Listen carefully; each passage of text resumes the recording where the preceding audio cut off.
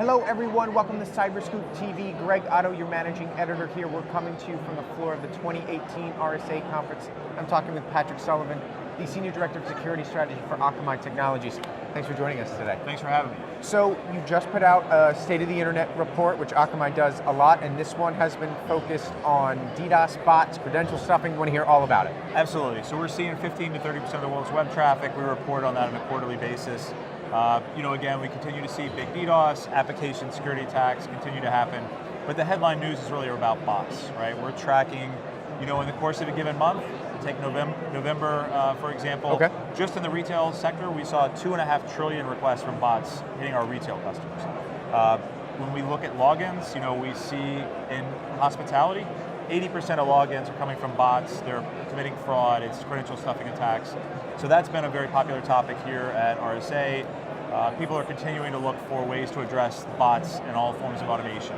So overall, trend-wise, is it a problem that keeps growing? Is it stagnated? I mean, where are we with that?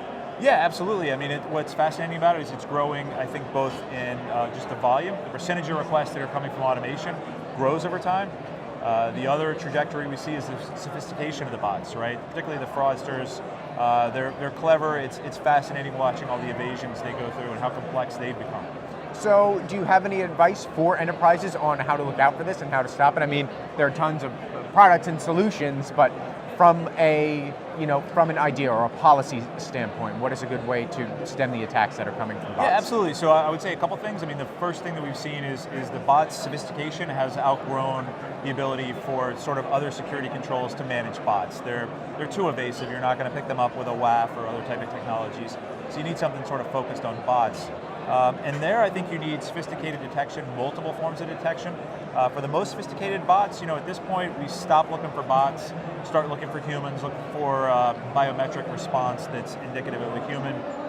It's also important to manage those bots across the spectrum. So you don't just block them. That just speeds up their evasion. So you really want to give some thought for how you respond to the bot. Interesting. Okay, so pivoting, I know another thing that Akamai has been talking about here is zero trust. So talk to me about how we're working with that and how enterprises are embracing it. Yeah, absolutely. I think we've sort of hit critical mass now with zero trust. And ultimately, I think that's something we've spent a lot of time talking about here. I think people are ready to start their journey towards zero trust.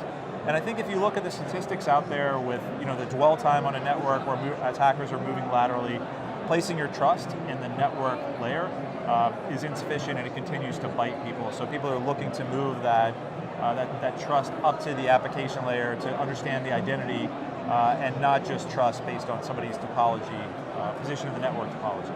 So, and kind of pivoting off of another question, again, how are you seeing enterprises really adapt to that? Is it just all the concentration is at the application layer, or is there even a zero trust on just an endpoint?